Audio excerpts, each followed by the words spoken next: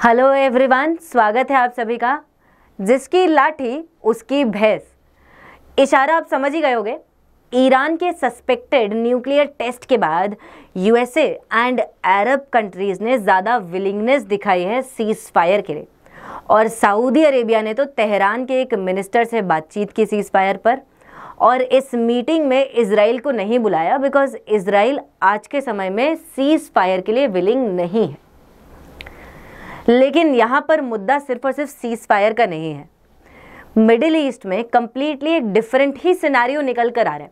पहले हमने क्या समझा कि अच्छा हमास खत्म हो रहा है, बाद में देखा गया हिजबुल्लाह के ऊपर pager blast, radio blast, Hassan Nasrallah की किलिंग स्ट्राइक से अलग अलग जगहों पे स्ट्राइक्स, टॉप लीडरशिप का साफ हो जाना, ऑल दैट डिनोटेड कि हिजबुल्लाह से भी आईडीएफ वॉर के लिए रेडी है। फिर ग्राउंड इन्वेजन भी स्टार्ट कर दिया, मतलब हिजबुल्लाह भी आज नहीं तो कल ख़त्म हो जाएगा, ऐसा इजराइल चाहता है। और इसके बाद नंबर हुथीज़ का आएगा, और फिर जब ईरान के मेजर प्रॉक्सीज मिडिल ईस्ट में ख़त्म हो गए तो शिया ब्लॉक अपने आप डिक्लाइन कर जाएगा। आयतुल्लाह खुमैनी को इनफैक्ट एक सिक्योर लोकेशन पर मूव भी कर दिया गया। लेकिन अब इस सब में ऐसा नज़र आ रहा है जैसा हम सोच रहे थे कि अच्छा वॉर के बाद फिर ज्यूश ब्लॉक और सुन्नी ब्लॉक, जैसा वॉर के पहले सोच रहे थे एब्राहिम एकॉर्ड्स, भारत को फिर लाना I2U2 में, फिर India Europe middle east economic corridor, नए स्पाइस रूट को बनाने की जद्दोजहद, ये सब दोबारा स्टार्ट हो जाएगी, एफर्ट्स इस पे स्टार्ट हो जाएंगे। तो सुन्नी और ज्यूश ब्लॉक मिडिल ईस्ट में जीत जाएंगे और शिया ब्लॉक डिक्लाइन कर जाएगा। लेकिन अब ऐसा एक्सपेक्ट किया जा रहा है, ये सिक्के का दूसरा पहलू है जिसको आज हम डिस्कस करेंगे। ये एक्सपेक्ट किया जा रहा है कि भैया सुन्नी ब्लॉक डिक्लाइन करेगा और शिया ब्लॉक दोबारा रिसर्जेंटली राइज करेगा, और फिर यूएसए और ज्यूइश ब्लॉक इस शिया ब्लॉक के साथ डील करेगा और मिडिल ईस्ट में ऐसा एक नया ऑर्डर निकल के आएगा। इतने डेकेड्स से because of the oil and resources and USA का जो भी अलायंस रहा है सुन्नी ब्लॉक के साथ, ये सब डिक्लाइन हो जाएगा, सब खत्म हो जाएगा। आज हम समझेंगे कैसे ऐसा पॉसिबल है, because to consider the other side of the coin is as crucial as considering the first side of the coin. पहले समझते हैं आज के सिनेरियो में क्यों सऊदी आज के टाइम पर लीडर है मिडिल ईस्ट में, पर्टिकुलरली सुन्नी ब्लॉक में, बिकॉज इनके पास मेजर रिजर्व्स हैं ऑयल के, and they are one of the leading exporters of oil in the world also. और ये अपनी मैन्यूवरेबिलिटी को बहुत अच्छे से मेंटेन भी करते हैं through their policies. Ukraine war के समय अमेरिका ने इनको बोला भैया प्रोडक्शन बढ़ा दो, सप्लाई बढ़ा दोगे ऑयल का प्राइस कम होगा, तो रशिया ऑयल को बेच नहीं पाएगा क्योंकि रशिया के ऊपर सैंक्शंस, तो रशिया को और सस्ता ऑयल बेचना पड़ेगा, तो वो कर ही नहीं पाएंगे, कंगाली में आटा गीला। लेकिन सऊदीज ने माना ही नहीं, ये अपनी ट्रेडिशनल एलाई की बात नहीं मानते। फिर रशिया के साथ मिलकर ओपेक प्लस का काम ही यही है यार, ऑयल प्रोडक्शन कट डाउन किया, सप्लाई को कट किया, मुनाफा कमाया बढ़ते हुए ऑयल के प्राइस से, और फिर खुश हो गए। मतलब एक बात तो साफ है, सऊदी और यूएसए की जो पार्टनरशिप है उसमें डेफिनेटली गैप्स हैं। इसके और भी एग्जाम्पल्स मैं आपको अच्छे से समझाऊंगी, लेकिन मनूवरेबिलिटी आप समझ गए होंगे।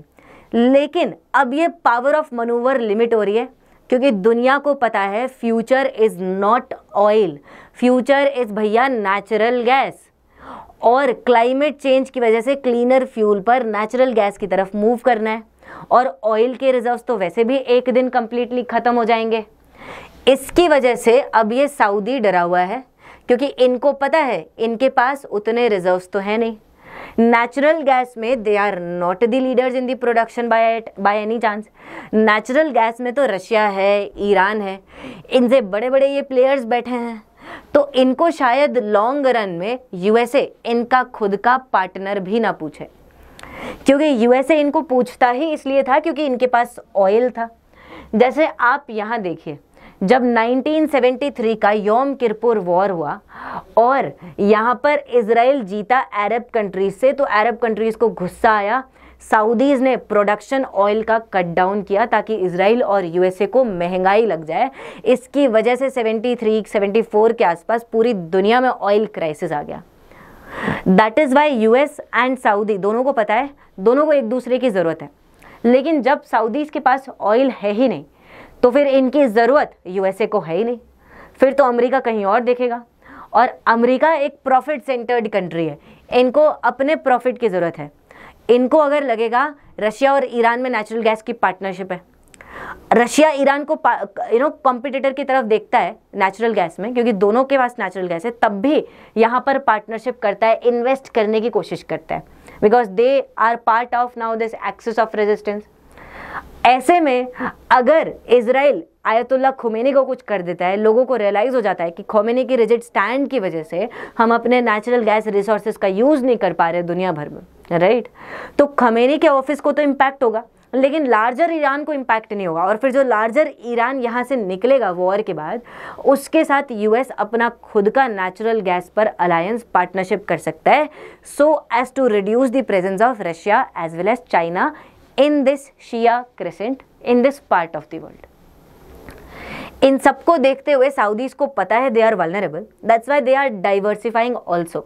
अच्छा, हम ऑयल पर डिपेंडेंट है, हम एक काम कर रहे हैं, हम एक नया शहर बना रहे हैं, नियोम सिटी बना रहे हैं, जिसमें ऑयल रिलायंट नहीं होगा ये सिटी, रिन्यूएबल एनर्जी से चलेगा। साथ साथ यहाँ पर मल्टीपल जो आपके सिटीजन्स हैं, लोग हैं, उनको इनवाइट करेंगे to live in this city. एक हाईटेक सिटी बनाएंगे, 5 मिनट के अंदर आपको ग्रोसरी स्टोर से लेकर आपका ऑफिस सब कुछ मिल जाएगा, तो गाड़ियाँ यूज़ करने की ज़रूरत ही नहीं है। लेकिन इनको ये अपना जो पूरा एम्बिशन है इसको स्केल डाउन करना पड़ा because of certain factors, and those factors are related to the ideology. Saudis Wahhabi Islam को फॉलो करते हैं, बहुत रिजिड है, इसको आगे भी हम देखेंगे। And because of their rigidity it is very difficult to carry out reforms है। मोहम्मद बिन सलमान जब से क्राउन प्रिंस बने तब से आपने देखा है थोड़े बहुत रिफॉर्म्स होते हैं, उसके पहले होते भी नहीं थे, लेकिन ये रिफॉर्म्स भी पीस मील रिफॉर्म्स रहे हैं। जैसे विमेन को ड्राइव करना अलाउ कर देना, या फिर लोकल लेवल बॉडीज़ में इनके लिए इलेक्शंस में जगह। बट प्राइमरली ये रिफॉर्म्स ओवर आर्किंग नहीं है, पूरे के पूरे पॉलिटिकल, जैसे इकोनॉमी वर्क करती है, पॉलिटिक्स वर्क करती है, सब में रिफॉर्म नहीं आ पा रहा है, क्योंकि Mohammed bin Salman also belongs to Al Saud family, और अल सऊद फैमिली के इंटरेस्ट बहुत पुराने, ये अपना कंट्रोल तो वैसे भी नहीं छोड़ेंगे। और साथ साथ में ये लोग सराउंड हो रहे हैं ईरान के प्रॉक्सीज के थ्रू। हुतीज़ हैं यहाँ हिजबुल्लाह है ही सही, ईरान की प्रेजेंस बहरीन में भी है, इराक में भी है, सीरिया में भी है, और इसका इम्पैक्ट इनके ऊपर पड़ रहा था।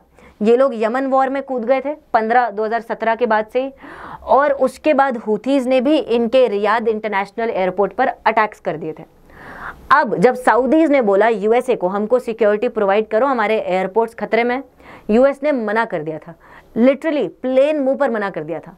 और उसके बाद अरब्स को रियलाइज़ हुआ, तो आज आप देखो ये भी यूएस पर उतना रिलायंट नहीं है।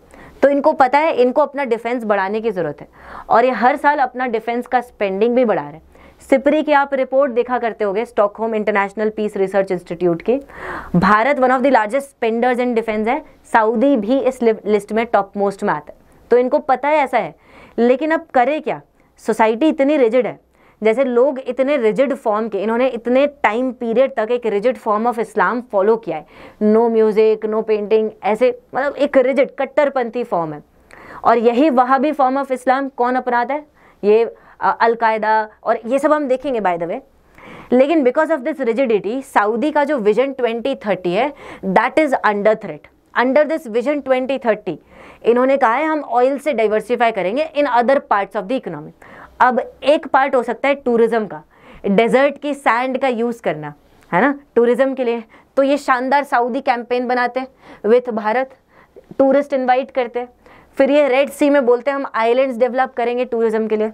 लेकिन जब दुनिया, इनका सऊदी वर्ल्ड इतने सारे टूरिस्ट को आते हुए देखेगा हु आर नॉन इस्लामिक, जो कुछ भी कर रहे हैं बीचेस पर आकर, विल दीज पीपल टॉलरेट, या फिर यहाँ पर इसकी वजह से अल-कायदा, आइसिस का प्रेजेंस भी बढ़ सकता है, and Saudi can become a victim of such kind of radicalism in future. That is why यहाँ ये रिफॉर्म्स करना बहुत ज़्यादा डिफिकल्ट है। कंपेयर टू दिस यूएई में, यूनाइटेड अरब एमिरेट्स में ऐसे रिफॉर्म्स हो चुके हैं, क्योंकि यूएई इज़ मोर और less more liberal compare to Saudis. ये छोटे हैं साइज में, यहाँ रिफॉर्म करना इजी है, कंट्रोल इस्टेब्लिश करना इजी है रिफॉर्म करके, लेकिन सऊदी लार्ज है, लैंड मास लार्ज है, रियाद ज़्यादा स्ट्रिक्ट है, तो यहाँ और डिफ़िकल्टी होगी। And difficulty is just because of an older alliance between Al Saud and Al Wahhab family. ये अलायंस बहुत पुराना है, 18th सेंचुरी, और इन्होंने डिसाइड किया था कि अच्छा वहाब फैमिली वहाबिज्म देगी, स्पिरिचुअल लीडर की हेड रहेगी, स्पिरिचुअल लीडर्स, और यहाँ साउद फैमिली पॉलिटिकल चीज़ों में लीड करेंगे, पॉलिटिकल लीडर। ये दोनों मिलकर पूरी सऊदी की जितनी ट्राइब्स है अरब की, सबको मिलकर रूल करेंगे, और ऐसा हुआ भी। फिर इनका गेम बिगाड़ने के लिए आ गए ऑटोमन्स, और ऑटोमन्स ने फिर इजिप्ट में पाशा वाशा को भी पूरा भड़काया, कहा आप इन पर अटैक कर दो। तो अब सऊदीज अल साउद फैमिली को तो इनफैक्ट भगा दिया गया था कुछ टाइम तक, तो ये पूरा कंट्रोल करने लगे। उसके बाद फिर फर्स्ट वर्ल्ड वॉर आता है, 20th सेंचुरी, उसके बाद की सिचुएशन। तो इनका एक सक्सेसर है साउद फैमिली का, इब्न अल साउद, वो पूरे सऊदीज को यूनाइट करता है। Warring tribes, opposite tribes, Rashidi, Hashemite family जो मक्का मदीना को कंट्रोल करके रखी थी एक टाइम पर, सब पर अपनी इन्फ्लुएंस लेकर सबको हराकर एक यूनाइटेड सऊदी बनाता है। और उसी के बाद यहाँ पर ऑयल डिस्कवर होता है, एंड दैट्स वाई तब से यूएसए इनके पीछे पड़ जाता है। दोनों मिलकर एक पार्टनरशिप में यहाँ पूरा रूल कर रहे होते हैं। लेकिन आज ये पार्टनरशिप थ्रेटेंड है, ये मैंने आपको समझा दिया, because of the oil issue. और फिर गल्फ वॉर के टाइम पर और उसके बाद से देखा ही गया है, मतलब ऑयल के रिजर्व्स कभी ख़त्म होंगे इसे, तो कभी ना कभी सिचुएशन आएगी ऐसी। बाकी आपको क्या लगता है, क्या सऊदी इस वॉर में पार्ट ना लेकर चुपचाप अपनी डोमेस्टिक इकोनॉमी को स्ट्रेंथन कर सकते हैं? क्या ये 2030s, 40s, 50s के लिए अपने आप को बचा सकते हैं? या फिर बिकॉज इनके पास जो ऑयल की ब्लेसिंग थी वो ख़त्म हो जाएगी, दैट्स वाई इनके यहाँ पर भी वैसा ही एक अरब स्प्रिंग आएगा, प्रो डेमोक्रेसी मूवमेंट आएगा, लोग रिवोल्ट करेंगे और फिर ये भी क्रम्बल डाउन हो जाएंगे, बिल्कुल वैसे ही जैसे अफ्रीकन कंट्रीज़ में हुआ या सीरिया में हुआ या इराक में हुआ? बताइएगा ज़रूर, like share comment. Thank you people.